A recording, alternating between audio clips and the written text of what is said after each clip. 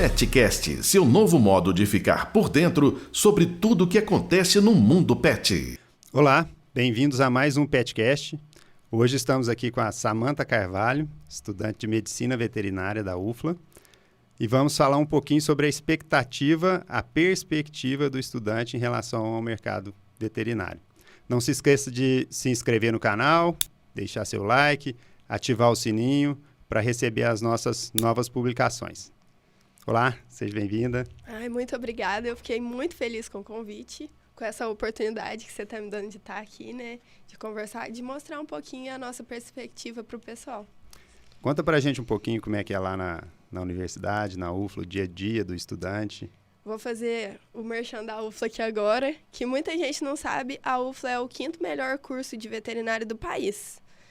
E, é claro, uma estrutura, assim, professores que a gente tem o contato no dia a dia extremamente, assim, os melhores do país, com um currículo que, assim, sonhado, que todo mundo, quando abre uma palestra lá, tá todo mundo querendo, né? Que o pessoal todo admira e a gente tem a honra de conviver todo dia. E uma estrutura, assim, fora do comum, lá pra gente aprender. Com relação, assim, a outras universidades, ter o contato com esses professores, que a maioria, assim, já foi para outros países, trabalhou em outros países, traz uma experiência incrível para a gente. Lá, a UFLA sempre, o início da UFLA, né, foi muito voltado para agrárias, né? Inclusive o hospital veterinário da UFLA também no início, ele tinha muita vocação, digamos assim, para a área de produção. Mas hoje, a escola de veterinária da UFLA hoje tem o hospital de pequenos animais, tem uma estrutura muito grande, vocês têm vários núcleos de estudo lá dentro, né? Como que funciona essa... Então, eu acho que os núcleos de estudo são um diferencial muito grande, porque a gente tem uma oportunidade, assim, de não se especializar, não é bem isso, mas de ter uma experiência maior com uma área que a gente deseja, e até tem um pessoal que migra de núcleo em núcleo procurando aquilo que melhor se encaixa para a pessoa, né? Mas tem, tipo assim, eu tô no núcleo de estudo em diagnóstico por imagem há, não sei, nem uns 2 anos ou mais, que foi o núcleo de estudo. Quando eu entrei na minha entrevista, me perguntaram, por que você quer o NUD? Eu falei, gente, é isso, eu só quero essa área, eu não quis tentar nenhum outro núcleo de estudo, porque não acho que, tipo assim, para mim, serviria eu entrar em um núcleo para ver se eu quero, né? Eu preciso descobrir o que eu quero através de estágio, através de outras coisas, e entrar no núcleo onde eu vá fazer diferença, porque eu realmente quero aquilo. Então, essa estrutura de núcleo de estudo dá para a gente não só um aprofundamento na área que a gente quer, mas também no convívio em grupo, em desenvolver trabalhos, eventos em grupo. Essa questão de desenvolver eventos em grupo exige diversas habilidades que não são muito trabalhadas dentro da universidade, assim, normalmente, como organização, comunicação, trabalho em grupo mesmo, que é uma coisa muito difícil. O que basicamente compõe um núcleo de estudo? Ali dentro do núcleo de estudo, cada um tem uma função. Sim, cada um tem uma função. Lá no nosso núcleo, por exemplo, né, que é o de diagnóstico por imagem, a gente tem reuniões semanais, onde a gente discute os temas de diagnóstico por imagem. Agora a gente tem um acompanhamento toda semana de um residente lá do setor, que ajuda, tipo assim, ajuda a direcionar, ajuda a gente não falar nenhuma besteira ali. E, tipo assim, como é um grupo de alunos, se um fala uma besteira, os outros vão acreditando, né? Aí os residentes estão lá para sempre orientar a gente, professor orientador também, sempre que a gente tem alguma dúvida, a gente envia, assim.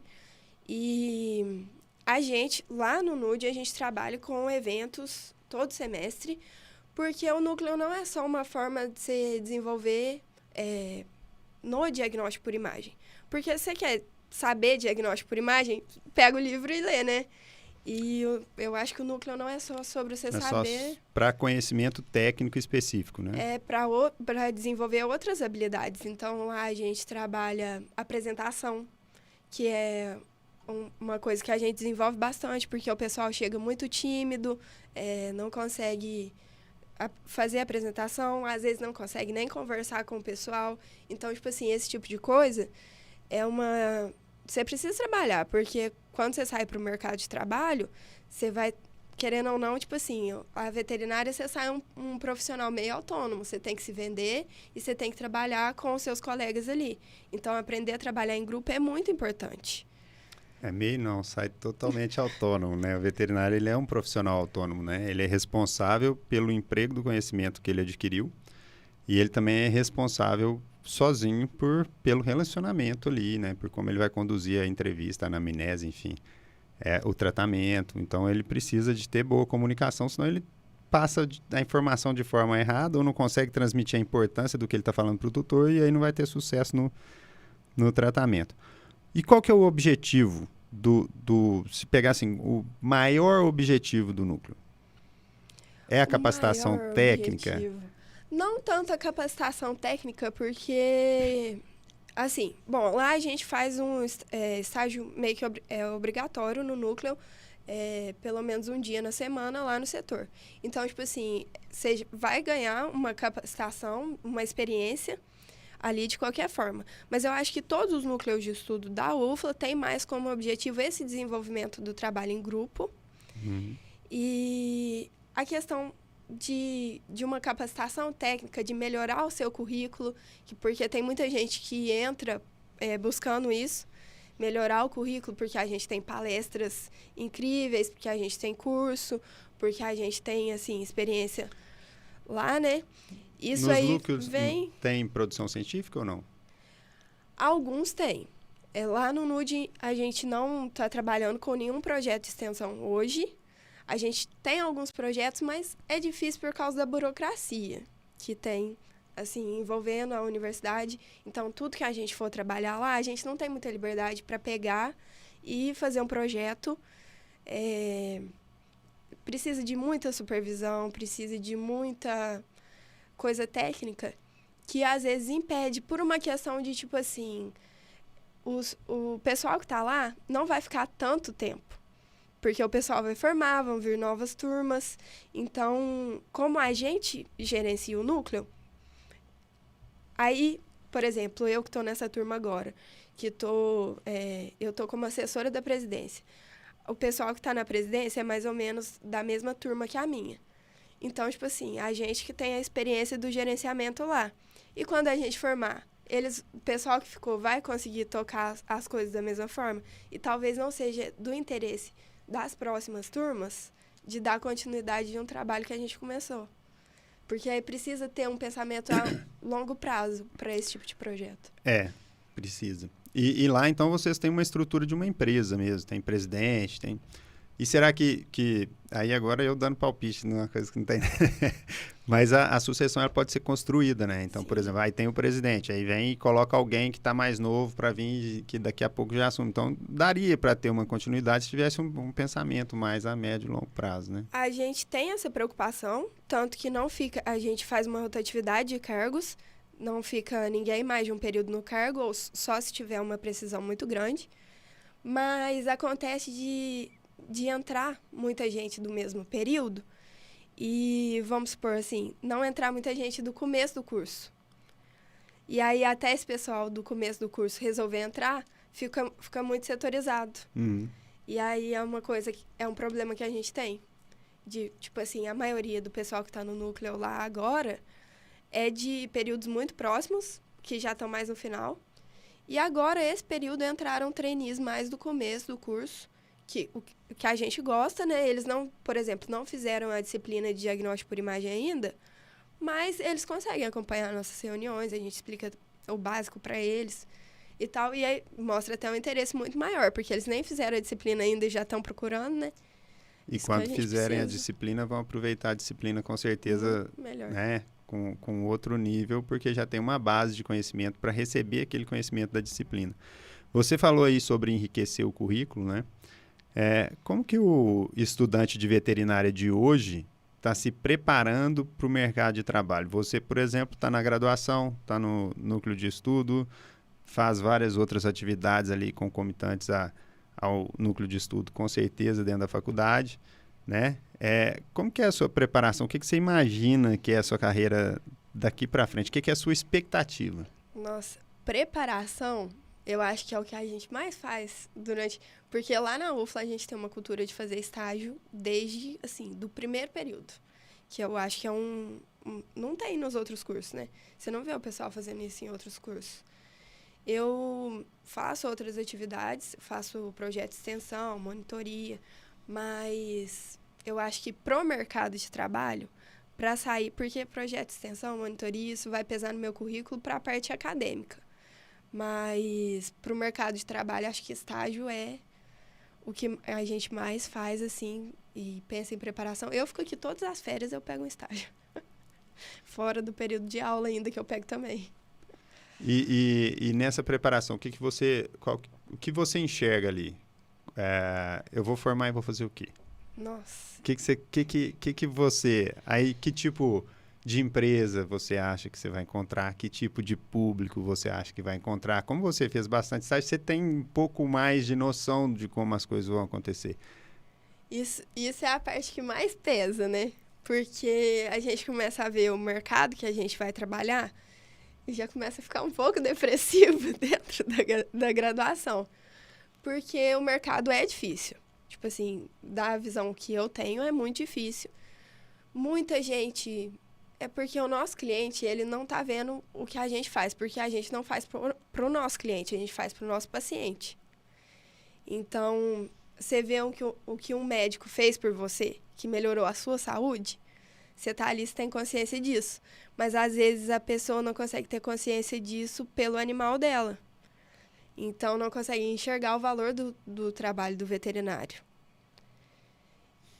Se você parar para pensar, por exemplo, eu imagino, sim, o veterinário, ele tem o cliente e o paciente, né?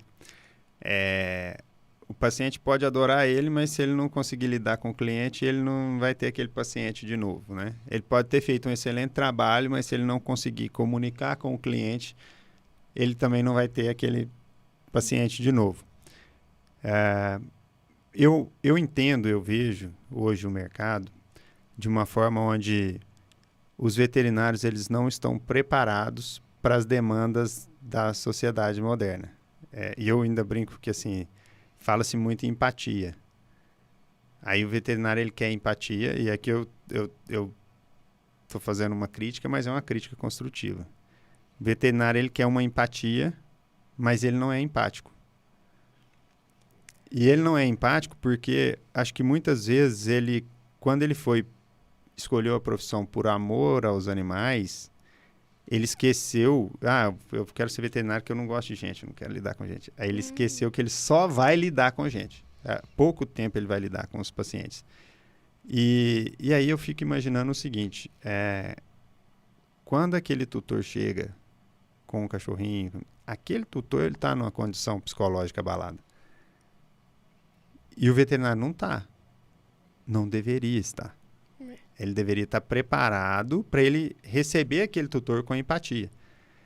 E trabalhar esse cliente, que é o tutor do pet, trabalhar ele de forma inteligente, mostrando a necessidade, oferecendo o melhor diagnóstico, oferecendo o melhor tratamento, oferecendo a melhor estrutura possível na região e dizendo ainda, olha, se for necessário, tem tal coisa em São Paulo, tem tal coisa em Belo Horizonte, tem tal coisa em tal lugar, que dá para a gente fazer por ele também. É isso que todo mundo espera, não é? A gente, como consumidor, a gente não espera algo menor do que o melhor que tem no mercado. Depois, eu, por exemplo, que carro você quer? Pô, quero uma Ferrari. Beleza? Custa tanto. Não quero mais não. Espera aí, vem cá. Não tem Aí vou chegar lá no Fusquinha, não tem problema. Mas a Ferrari estava lá. Se eu entro numa concessionária e a pessoa olha para minha cara e não me oferece uma Ferrari, Eu olho para... Pô, né? Tá me julgando? Então, muitas vezes, esse é um erro muito comum nos veterinários. Muitas vezes eles julgam o cliente. Antes de oferecer. Antes de oferecer. Então, eles têm ali... E aí, eu acho que isso é a falta de empatia. Porque se eu fosse julgado numa concessionária, se você fosse julgada, né? Você chega numa loja de roupa e tal, aí a pessoa dá uma olhada no você, aí vai lá, tem essa aqui. Aí você vai olhar para ela e fala, né? Não sabe se eu vou comprar, se eu não vou. Não... Então, assim, a gente não tem esse direito. A gente tem que ter essa empatia, essa percepção de que, às vezes, o pet é tudo que aquela pessoa tem na vida. Ela daria tudo que ela tem na vida por aquele pet. E se você não ofereceu isso, acabou. Acabou a relação, acabou, vai brigar, vai sair falando mal de você, vai denegrir sua imagem na internet. Então, assim, eu fiz esse contraponto aqui só para a gente voltar lá para as expectativas de novo, tá? Mas eu acho que você tem muita razão, porque a gente vê assim, que o que vale não é a condição financeira do tutor. O que vale é o quanto aquele tutor tem apego, tem sentimento pelo animal. Porque, às vezes, o tutor, tipo assim, não tem nada, mas ele dá tudo que ele tem por aquele animal. E, às vezes, é uma pessoa que tem tudo e não está disposta a gastar nada com o animal. Então, é mais sobre a disposição do tutor do que realmente sobre a condição financeira dele. E aí, a gente, né, baseado no que eu falei, no que você falou agora e antes, como vocês, estudantes, estão buscando se preparar, ou se vocês, estudantes, estão buscando preparações nesse sentido para lidar com um mercado que tem esse tipo de público, tanto o que não teria, teoricamente, uma condição financeira, mas está disposto a pagar por qualidade de atendimento, quanto um que teria total condição financeira, mas não está disposto a gastar R$1 com qualidade de atendimento. Como que vocês estão se preparando? A gente não está se preparando para lidar com o tutor. Isso não é feito na graduação. A gente não vê isso. Porque, assim, que matéria voltada para isso a gente tem? A gente está ali só para estudar sobre os animais. Então, não existe um preparo para lidar com o tutor. Pouco se tem um preparo sobre empreender e montar um negócio. Assim, o mínimo do mínimo, porque eu acho que eles acham que é importante, mas sobre lidar com o seu cliente, de fato, não existe dentro da universidade isso. Não existe, assim, preocupação de nenhum núcleo que eu esteja vendo, por exemplo, nesse tipo de abordagem. Como lidar com o tutor? O seu tutor chegou numa emergência, o seu animal está morrendo ali, seu paciente. E o tutor está desesperado lá. Como lidar com esse tutor desesperado? Não tem. Como que você vai fazer esse atendimento? Como é que você vai abordar esse tutor? O que você vai oferecer? Como que você vai chamar ajuda? Né? Pois é. Esse tipo de coisa na universidade não é o foco, né? Porque ali a gente já está... É tanta coisa, porque realmente a faculdade de medicina veterinária, a gente aprende coisas que a gente nunca vai usar. Assim, não que sejam coisas que não são importantes. É porque cada um vai para uma área e acaba que a outra área você deixa muito de lado. Eu sempre digo o seguinte, a faculdade, ela é excelente para nos dizer onde nós vamos encontrar as informações que são necessárias para a execução do nosso trabalho do dia a dia. Isso é a graduação, né? Claro que a pós-graduação ela vai aprofundar um pouco mais seu nível de conhecimento, uma residência também vai aprofundar, vai te dar uma questão mais prática, mas a graduação, ela vem para te dar uma bagagem teórica. Mas vocês, na graduação hoje, então, não têm bagagem teórica para neurolinguística, que é o que a gente fala de comunicação, né? Então, seria como você comportar, como você identificar perfis de clientes, de tutores, né? A gente tem, às vezes, pessoas que são, só para citar exemplo, auditivo, sinestésico e visual. Visual é aquela pessoa que vai chegar aqui, ela vai reparar nos mínimos detalhes, se está tudo limpinho, se está tudo organizadinho, se as coisas estão no lugar. Se tiver uma coisinha fora do lugar, um negócio torto aqui, aquilo já incomodou aquele cliente. Então, às vezes, ele vai deixar de ser seu cliente porque você não está com uma aparência legal, não está bem vestido, não tá, né, o consultório não está limpo do jeito que ela gostaria que tivesse, ou não está organizado. Então, aquilo incomoda ela e ela vai julgar por isso. O sinestésico é aquele que precisa de contato, né, pôr a mão, se você abraça e beija o cachorrinho, aí ele já ficou feliz da vida, porque, né, enxergou realmente ali o seu trabalho, independente do resultado técnico. Claro que o resultado técnico vai fazer diferença também. E o auditivo é aquele que escuta, você fala, ele não te dá um feedback, ele não fala nada, e se você não questionar, ele está te avaliando o tempo todo em cima do que você está falando. Então, se você não conseguir transmitir para ele com fala, tal, ele também não vai agradar com o seu atendimento. Então, são coisas que a gente tem ferramentas hoje, assim como na veterinária você tem lá a técnica cirúrgica, você tem a técnica diagnóstico, posicionamento radiográfico. Na comunicação também existem as técnicas para você ter essa comunicação mais assertiva, né? Mas eu enxergo também, por exemplo, que mesmo quando eles têm a oportunidade, eles não querem. Vocês, no caso, né? Mesmo quando vocês têm a oportunidade de adquirir esse conhecimento, vocês não querem. Eu acho que vocês olham para ele e falam, isso não funciona. Muita gente julga que não é importante, né? Muita gente não está preocupada com o trabalho em grupo ou não está preocupada com a comunicação, porque eu posso ter, assim, milhões de conhecimento técnico, assim, ser a pessoa que mais sabe. De que vai me adiantar isso se eu não souber mostrar para os outros, se eu não souber me comunicar, se eu não souber passar esse conhecimento?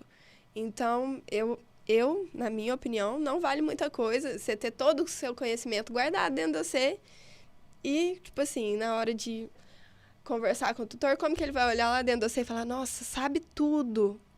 Não vai. Como que você conseguiu transmitir o conhecimento para ele, né? Se você não conseguiu, ele não vai enxergar. E a gente, avaliando ali, outra coisa que você falou que me chamou a atenção também foi a questão de, tem pouco da parte de empreendedorismo.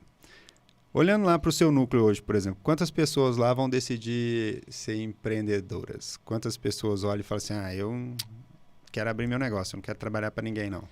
Considerando que a gente em percentual faz, que é imagem, né? Eu acho que muita gente quer volante. Tem muita gente, o pessoal da UFLA é muito focado em fazer residência, né?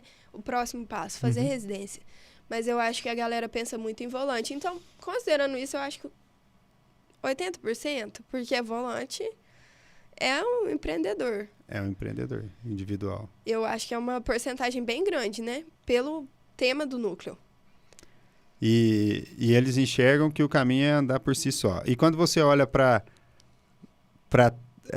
a dificuldade de trabalho em grupo, né? É por isso que eu estou perguntando. E quando você olha para os seus colegas, independente do NUD, que é o Núcleo de Estudo em Diagnóstico por Imagem, quando você olha para os seus colegas de graduação, quantos têm na cabeça? Não, eu quero sair e montar minha clínica, eu quero sair e montar meu hospital, eu quero sair e montar meu consultório. Não muitos. Não, se for pegar os meus colegas de graduação, acho que não muitos.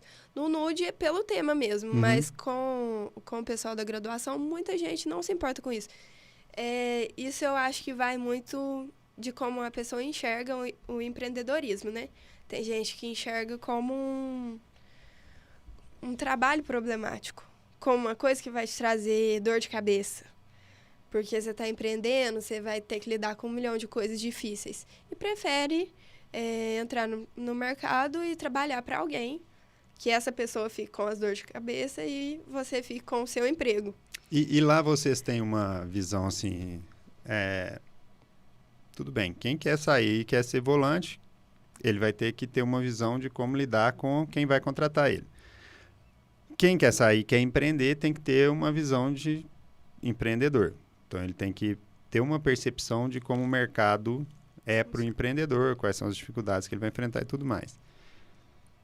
E quem quer sair e trabalhar em algum local, ele se preocupa, talvez, em procurar saber quais são as atividades que ele vai precisar desempenhar, questão de hierarquia, como que é a vida dentro de uma rotina onde você é um prestador de serviço dentro de um todo, que você tem seus colegas, que você tem que ter comunicação, que você tem que ter disciplina, que você tem que ter horário. Existe isso? Então, o pessoal, quem quer mesmo trabalhar, né? Entrar como funcionário de uma empresa, o pessoal faz muito estágio, conhece, assim, tá dentro da rotina de clínica, conhece, entende como é. Eu acho que não existe o devido preparo para a questão de trabalho em grupo. Porque se você está dentro de uma clínica, você está trabalhando com todo mundo que está lá. Você não está fazendo... Você está fazendo a consulta sozinho, mas, tipo assim, de certa forma, você vai precisar de todos os outros componentes da clínica. Laboratório, a pessoa que vai fazer a imagem, o cirurgião.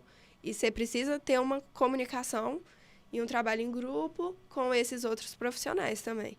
Mas eu acho que não existe muito uma preocupação com esse tipo de desenvolver esse trabalho.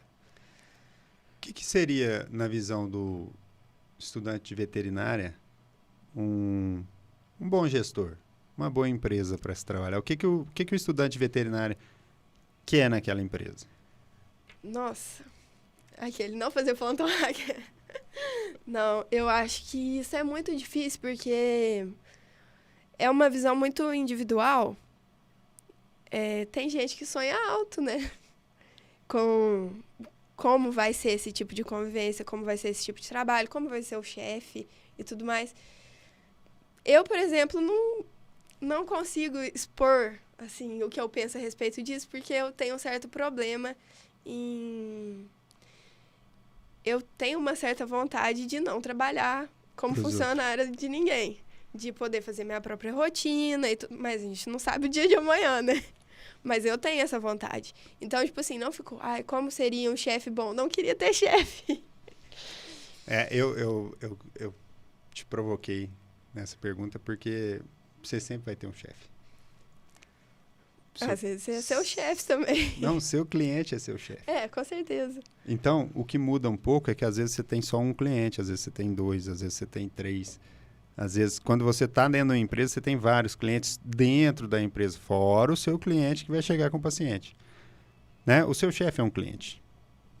Ele não é... Né? Quando a gente mudar essa relação, a gente vai ter um pouco mais de facilidade na convivência em grupo, mas cada um é um cliente, né?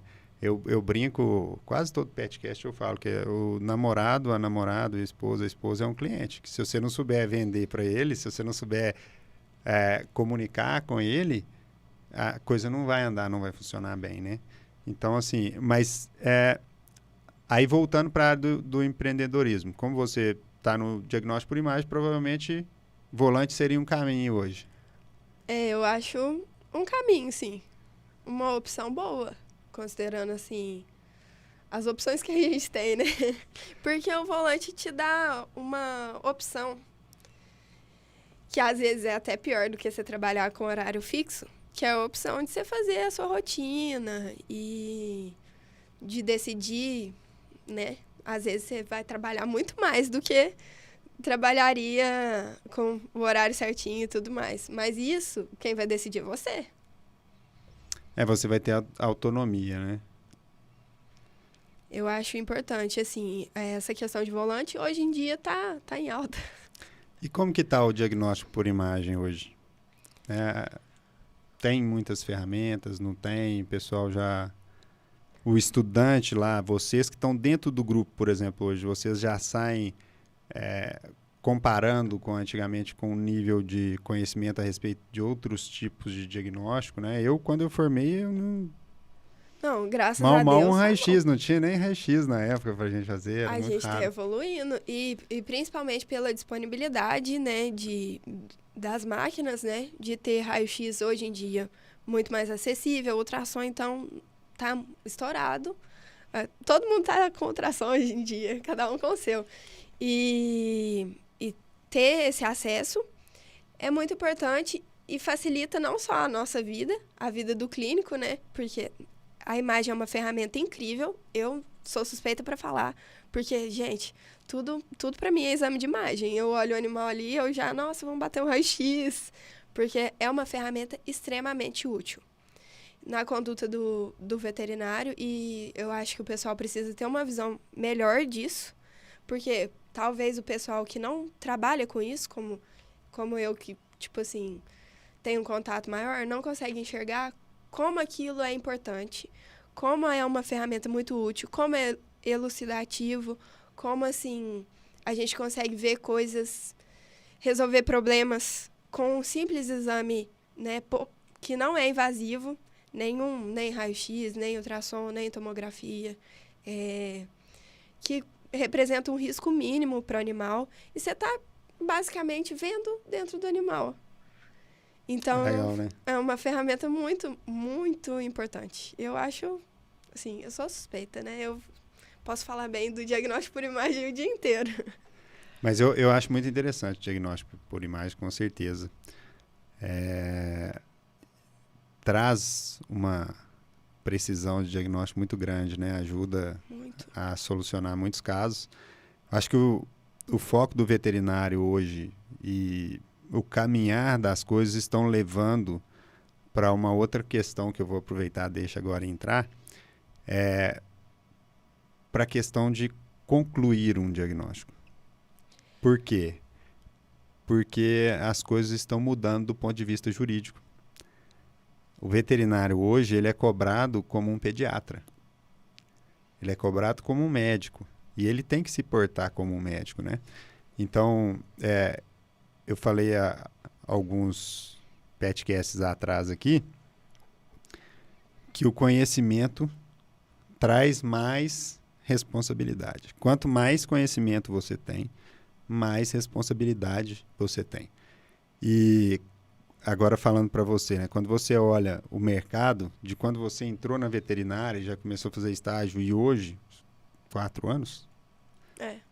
4 anos depois, você vai ver que os profissionais que eles estudam mais, eles pedem mais exames. Existem muitas formas de tratar a doença do animal, uma afecção, de uma forma geral, entendeu? Dependendo do quadro do animal. E você vai fazer um tratamento sintomático ou baseado no que você acha que ele tem, e muitas das vezes o animal vai melhorar e às vezes não vai, porque às vezes você também não acertou. E sem saber o que ele tem e fazer um tratamento ali, ele vai melhorar e tudo mais. Tratou o quê? Você não sabe. Ele melhorou? Melhorou. Ele pode voltar depois? Tá Por vendo? isso que eu penso que o profissional que ele estuda mais, que ele fez uma residência, que ele fez uma pós-graduação, que ele fez cursos de especialização naquela área, ele pede mais exame. Por que ele pede mais exame? Porque ele tem conhecimento. E quando ele tem conhecimento, ele precisa ter mais responsabilidade, porque ele sabe que só aquilo que ele está vendo não é suficiente para ele fechar um diagnóstico. E aí ele pede mais exame. Aí quando ele pede mais exame, ele vai conseguir concluir e fechar um diagnóstico. Ao mesmo tempo que o profissional que não está pedindo os exames, ele não tem conhecimento. Logo, ele não tem tanta responsabilidade quanto o profissional que tinha o conhecimento. Então, ele chega a ser irresponsável mesmo. Sim. E aí ele começa, às vezes, um tratamento que não vai dar o resultado esperado. E ele pode correr risco de processos e tudo mais. Então, o caminho da veterinária, aí é onde eu puxei o fio. Se vocês hoje estão caminhando, pensando nisso, o caminho da veterinária é um caminho de profissionalizar, de pedir exames, de se especializar. Até por isso vocês hoje estão na vanguarda ali, digamos assim, na questão do núcleo de estudo em diagnóstico por imagem. Vocês já estão se capacitando para os exames complementares desde a graduação. Dentro da graduação hoje existe muitas segmentações, assim, muitos núcleos de estudo caminhando para as especialidades, para a gente ter um profissional mais capacitado saindo da graduação? Com certeza. A gente estuda medicina. Então, enquanto medicina veterinária, a gente tem uma tendência a seguir o mesmo rumo que a medicina humana tomou, que é de ter especialistas. Então, esse tipo de especialização, se existe um recurso, um exame específico, que é o melhor exame possível, a gente geralmente traz da medicina para a medicina veterinária. Porque se esse recurso existe, por que a gente não pode usar ele no nosso paciente? O nosso paciente é importante. Então, a gente lá, pelo menos na UFLA, né, com essa estrutura de núcleo de estudo, a gente caminha para esse tipo de especialização, para cada um entender melhor aquela área. E a partir do momento que você entende aquela área que você está buscando mais conhecimento naquela área, que está se especializando, você consegue aplicar os melhores recursos daquela área que você passa a conhecer nos seus pacientes. No nosso caso da imagem, a gente consegue escolher qual é o melhor tipo de exame para aquela questão em si daquele paciente. É um raio-x, um ultrassom, uma tomografia? Ressonância a gente não tem usado tanto na veterinária, mas espero. Não se sabe, não né? tem na região, né? Eu acho que a gente não usa porque não tem, aí a gente não cria esse hábito. Porque não tem. Eu vejo na região, por exemplo, não tinha tomografia, né? Aí a gente implantou a tomografia, mas as pessoas, elas não têm o hábito de usar. Então, por exemplo, para alguma coisa que o recomendado era a tomografia, às vezes ainda estão usando outro diagnóstico por imagem, né? outro exame de imagem, que não era o padrão ouro da como entrega a tomografia. E eu acho que isso tem um delay ali, sabe? Entre ter a disponibilidade do equipamento e as pessoas começarem a utilizar e recomendar aquela ferramenta, receber de volta aquele resultado com uma precisão melhor do que o que estava habituado anteriormente, e aí criando-se uma tradição. Então, a ressonância, eu acho que, por não termos aqui, a gente acaba nem pensando nela. Eu acho que isso... Então, aí a gente já entra numa questão que é o profissional que se formou há 2 anos atrás, que é um tempo muito curto, não tinha um tomógrafo aqui na cidade. Então, ele se formou para atender um mercado que não tinha um tomógrafo. E ele já saiu com aquela configuração de fábrica. Ele saiu com a configuração de fábrica, ele não buscou conhecimento, tipo assim, talvez até buscou, mas não tem experiência com tomografia. Então, esse profissional não sabe lidar com essa nova tecnologia. E a gente, por exemplo, o pessoal que está no núcleo de estudos agora, o pessoal do NUD, está buscando muito conhecimento com tomografia, porque agora a gente pode buscar, né? Agora tem onde fazer, Agora né? tem onde a gente buscar esse conhecimento, porque aqui na região, no caso, né?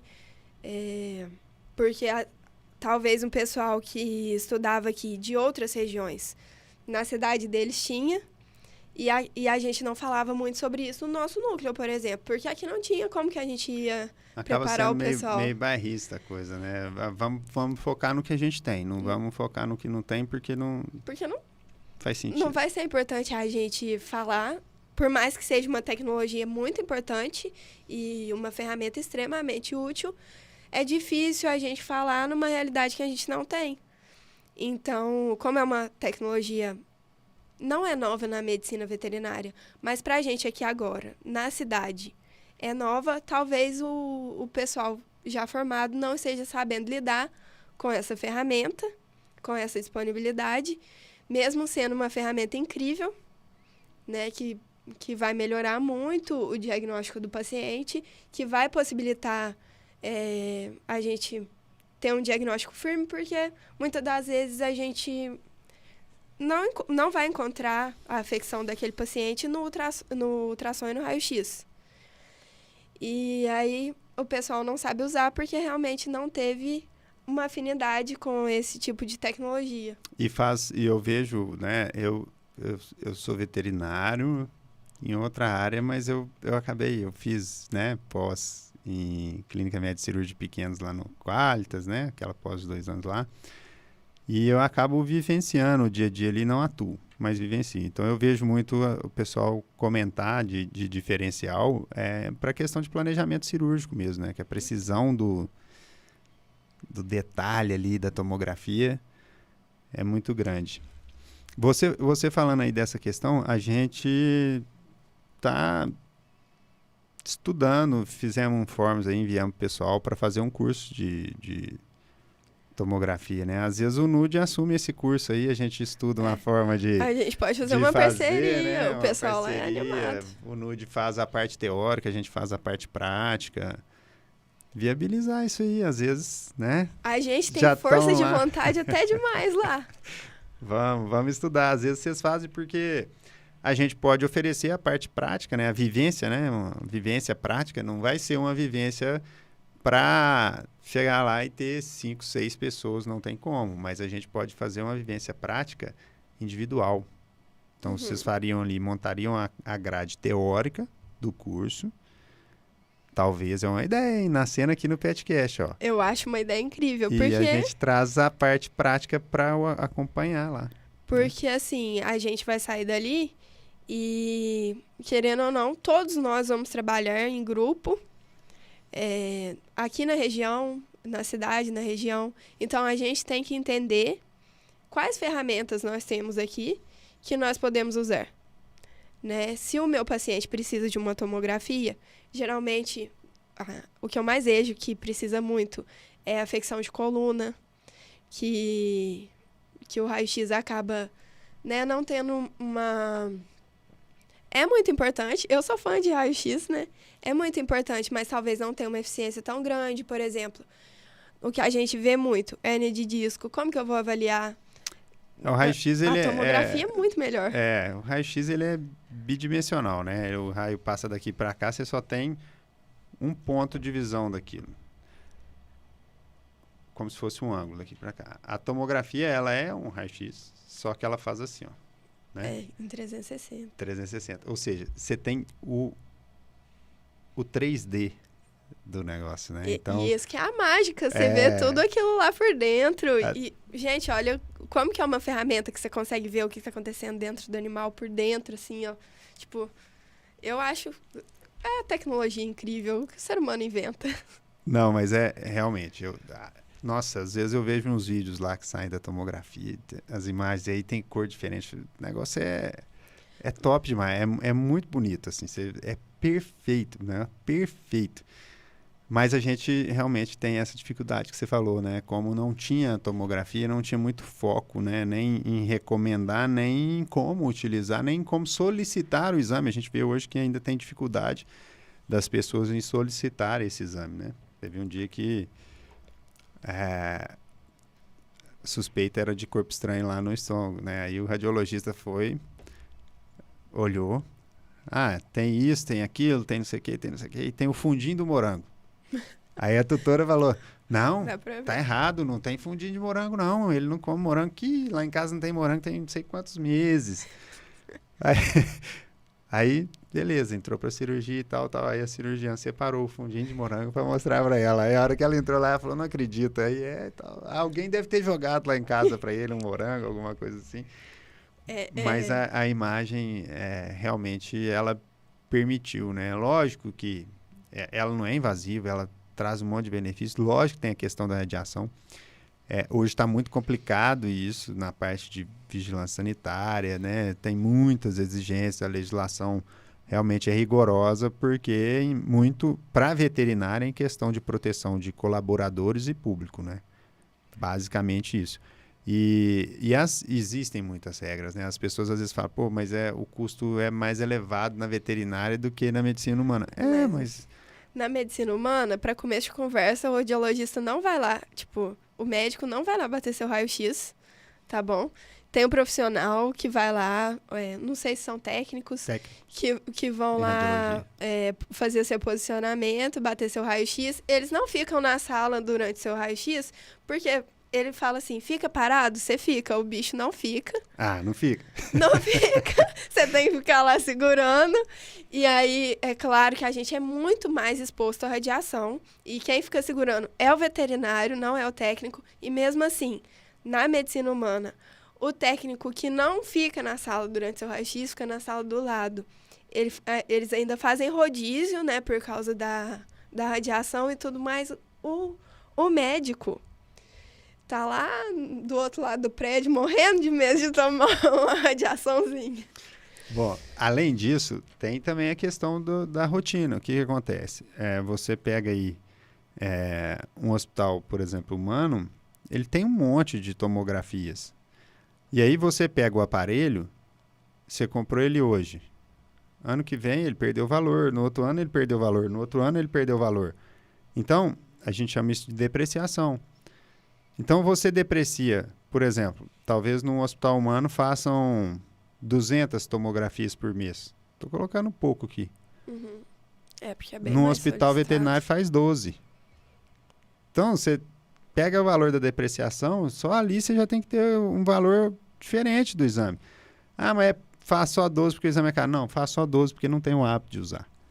Pode baixar o valor do exame, pode tentar fazer o que você quiser. Aí você abaixa o valor do exame, você vai aumentar seu prejuízo, porque você não vai conseguir... Aí você vai precisar de muito mais exames só para você pagar a depreciação, que seria o ponto de partida da precificação, né? Eu comprei esse aparelho, eu não posso perder dinheiro desse aparelho. Eu tenho que, daqui 10 anos, conseguir trocar o aparelho por um aparelho da mesma prateleira, vamos dizer assim, do que eu comprei hoje. Então, se ele é o mais top do mercado, daqui a 10 anos eu tenho que conseguir comprar o mais top do mercado com a depreciação desse mais o valor residual dele. Se eu não conseguir, o que aconteceu? Eu perdi. Não, e não dá para basear o preço de uma tomografia animal na tomografia humana. Simplesmente não é o mesmo serviço. Não, tipo assim, você vai precisar de 1 milhão de outras coisas para o animal fazer. Geral, anestesia, precisa de um acompanhamento, precisa de todos os exames pré-anestésicos que vai fazer no animal. E vários profissionais envolvidos. Na humana, acho que a cada 10, 15 minutos você realiza uma tomografia. Na veterinária, a gente agenda a cada 1h30. Por quê? Porque precisa da preparação. Aí você tem que raspar, né? Fazer a tosa tricotomia. Aí depois você tem que pegar acesso. Aí você tem que fazer a sedação. Você tem que fazer anestesia, entubar. Preparação do paciente. Aí o paciente vai e faz. Às vezes você precisa de pôr o contraste. Aí vai demorar tanto tempo para agir o contraste. Aí você... faz outra tomografia já com contraste, aí depois você tem que retirar o paciente, voltar ele da anestesia, para depois você retirar ele da sala. Então, assim, é um negócio complexo, né? Não tem nem como fazer uma comparação de valores, apesar de que é feito, né? Eu já escutei, mas a tomografia igual a essa no hospital é R$500, a sua é 900. Falei, Mas o cara vai ficar lá avaliando seu parâmetro vital enquanto você está anestesiado? Não vai precisar de anestesia.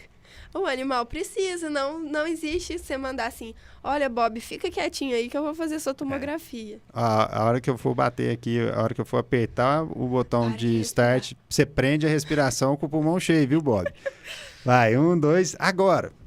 Não vai fazer, né? Não vai fazer. Então, às vezes as pessoas... Eu enxergo muito o seguinte, a gente também peca. Por quê? Porque aqui nós estamos fazendo essa brincadeira, isso é uma coisa que deveria ter sido feito com muito mais frequência, né? Da gente mostrar as dificuldades e as diferenças, porque eu acredito o seguinte, na maioria das clínicas e hospitais, o que acontece? O paciente vem, entra, volta com a imagem do raio-x, hoje digital na veterinária, né? Tudo digital, bonitinho. Aí volta lá e o tutor olha aquilo, ele e aí? É simples, aí. Ele foi lá dentro, e voltou, já está pronto. Ele foi lá dentro, voltou, está pronto. Pois Cadê o grau de dificuldade? Como que esse tutor, como que esse cliente vai enxergar que aquilo ali, sabe? Para bater um raio-x é uma dificuldade que a galera não entende. Posicionamento, e aí quando vê você posicionou o animal tudo certinho, pode bater? Não, espera, ele mexeu. Aí vai ter que posicionar de novo. O certo era sedar, né? Vamos ser sinceros, né? Porque você sedando, você põe numa calha de almofada e tal, você posiciona tudo certinho. O certo era sedar. Mas a gente criou um péssimo hábito no tutor de tentar fazer sem a sedação. E às vezes, e isso é ruim para o veterinário. Primeiro, porque ele cobra só um posicionamento. Às vezes ele faz 3, 4 radiografias, ele está depreciando o equipamento. Ele está tomando radiação 3, 4 vezes desnecessariamente, enquanto que uma sedaçãozinha leve ali no paciente seria suficiente para a gente conseguir um posicionamento adequado. Aí vai chegar lá e vai colocar o custo da sedação, aí o cliente vai reclamar do custo da sedação. Eu sou totalmente contra cobrar por projeção. Isso pra mim não existe. Você tem que cobrar o exame. Tipo assim, você vai precisar... Nossa, não cobra uma projeção. Mas você não... O que você vai fazer com uma projeção? Nossa, coitado de mim. Aí tem o preço de 1, de 2, de 3 projeções. Mas imagina o seguinte... Você chega lá, liga e fala, quanto é? Não, a pessoa que é o mais barato possível. Não, como consumidor pode ser mais caro. Tudo bem, assim, né? Às vezes o seu é mais caro, mas é uma qualidade melhor. Às vezes o seu é mais caro, mas o seu aparelho entrega uma imagem muito melhor. Ou você tem disponibilidade de horário que outra pessoa não tem. Então, eu não digo pelo preço, mas eu digo pela visão do cliente. Mas o cliente... Como é que você vai cobrar dele se não for por projeção? O cliente não consegue entender que você precisa de mais de uma projeção para fazer uma boa avaliação. Você não vai conseguir explicar mas isso você não negocia. Isso você não negocia. Isso daí mas isso aí é uma coisa... O veterinário... A gente tem hoje lá na VetPet uma consultoria jurídica, sabe? Uhum. Para a gente... ter consciência do que é a nossa obrigação e ter consciência do que é o direito do tutor e ter consciência do que é a obrigação do tutor. Então, o tutor não pode decidir tecnicamente. Quem decide tecnicamente é você. Se o tutor não for querer alguma coisa... mas isso a gente precisa de mudar. O médico não pergunta, você quer fazer uma projeção de raio-x, 2 ou 3? Ué. Pergunta. Se eu tô lá fazendo raio-x e eu acho que precisa de outra projeção, eu não vou ligar lá pro cara, nossa, então, vai precisar de mais uma projeção. Ele não entende que eu preciso. Então, aí, isso daí é o que a gente é outro problema, né, que a gente não tocou. Mas a questão da preparação jurídica, o veterinário não tem preparação jurídica. Você pode pedir outra projeção? Pode. Se você não colocou isso num termo e não explicou para ele antes de entrar, eu acho que muito está da sociedade hoje, sabe? A sociedade hoje, a gente tem muita liberdade, então a gente não se habituou a dar satisfações. Uhum. Mas o cliente, ele precisa de satisfação, a gente tem que dar satisfação para ele. E não é dar satisfação no sentido, não, é no sentido de, eu vou explicar, orientar sobre tudo o que pode acontecer durante esse procedimento, durante esse exame, vou colocar tudo isso no papel e aquela pessoa vai assinar. Então, olha, a gente vai entrar aqui, nós vamos fazer uma radiografia. Para a radiografia, nós vamos fazer isso, tal, coloca tudo isso num termo. E aí a gente coloca, provavelmente serão necessárias três projeções. Tá bom? Tá bom. Então, nós vamos assinar aqui. Caso seja necessário mais projeções, a senhora já me autoriza, tal, aí assina, caso seja necessário mais projeções, autoriza, caso seja necessário que se com menos resolver o problema, beleza. Aí você entra, você vai trabalhar da forma adequada. Você não vai trabalhar sob pressão, você está com liberdade técnica para resolver o problema. Só que isso é uma dificuldade muito grande dos veterinários e é outro problema. Por exemplo, a gente tem lá essa consultoria jurídica, chama Direito Vet Oficial, o Instagram. E aí, às vezes, a gente faz reuniões, não tem metade da equipe. E ela é top, a Renata Arruda, ela é top. Ela tem muito conhecimento, mas muito conhecimento. Aí, quando você vê ela falando, você olha para ela e fala assim, caramba, isso é padronização, isso é padronizar um atendimento, isso é você ter... Então, você está escorado pelo direito quando você toma a decisão de fazer isso, entendeu? Eu sou totalmente a favor de não cobrar por projeção, cobrar por área, entendeu? Lá na UFLA a gente usa assim porque pro profissional que está fazendo é a melhor. Acontece que, infelizmente, tudo do mundo tem custos, né? E a partir disso, de questão de custos, foi se chegando ao mercado que utiliza vender a projeção e não a área. Lá, eu não sei, lá na VetPet, por exemplo, a gente faz quantas batidas forem necessárias. Pra... Quando eu estou aqui falando projeção, por exemplo, seria lateral, ventral, Não, mas isso mesmo. crânio-caudal. Porque se o posicionamento não ficar bom, você vai ter que repetir. Mas, nossa, pelo menos a lateral e a ventrodorsal. Tipo, no mínimo tem que ser as duas. Porque aí você já tem uma Pra visão... avaliar. Não é um 3D igual a tomografia, mas já te ajuda, né? Nas tirar em medidas e tal do que está acontecendo, das alterações. Sim, e, nossa, é porque eu realmente não tô acostumada. Lá na UFLA, a gente faz assim, como eu faço estágio em imagem lá, eu realmente não sei o que eu faria se eu fosse pegar para avaliar um exame que tem uma projeção só. Eu ia ficar esperando chegar a outra projeção. Para dar o diagnóstico. Mas é importante a gente discutir tudo isso, porque a gente tem veterinários, a gente tem tutores, né, clientes assistindo, e essas são as dificuldades do dia a dia, né? Então você ali, e é legal ver que vocês já estão passando por isso ali na graduação, né? Que é o processo de amadurecimento. E o estágio também. Bom, já tem que deixar no laudo, assim, ó. Devido a ter só uma projeção, pode ser que existam estruturas que não foram visualizadas nesse exame.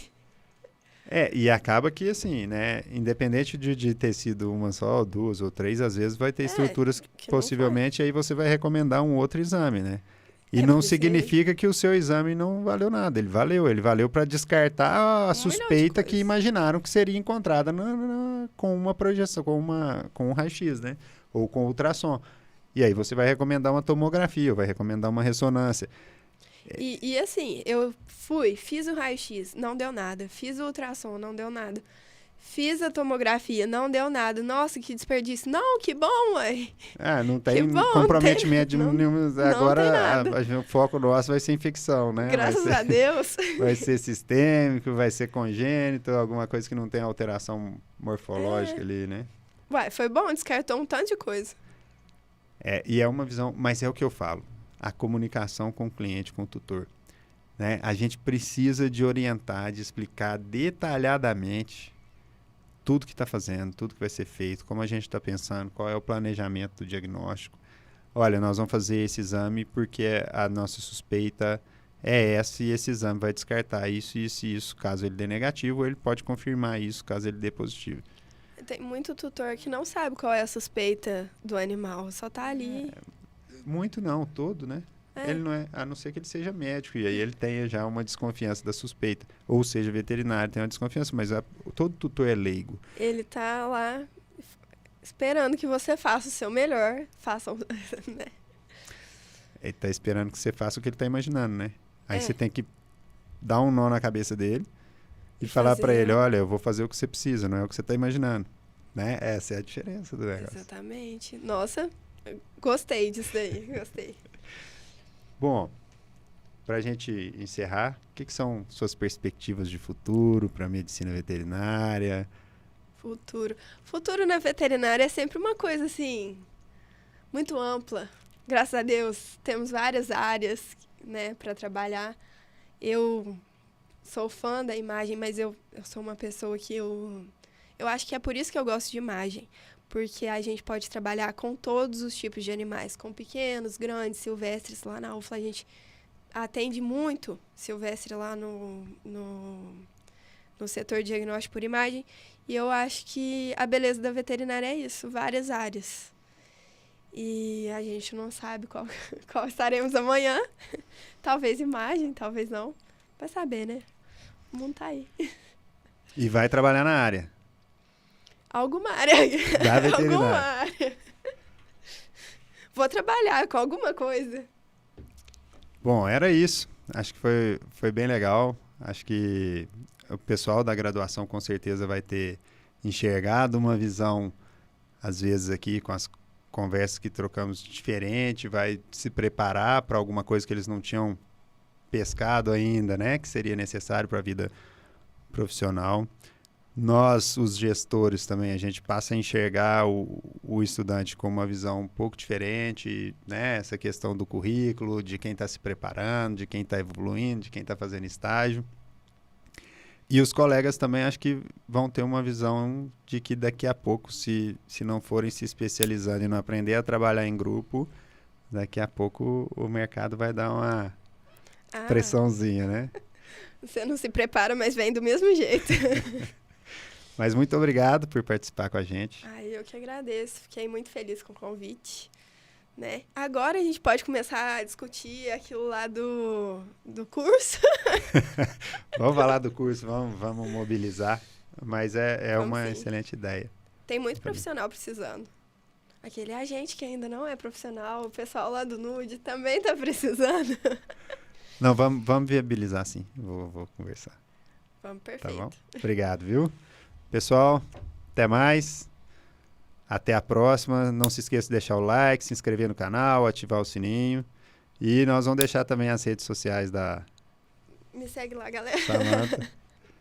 Eu fico lá postando as coisas que eu faço no dia a dia, né? Só coisa de veterinária. É. Obrigado, até mais.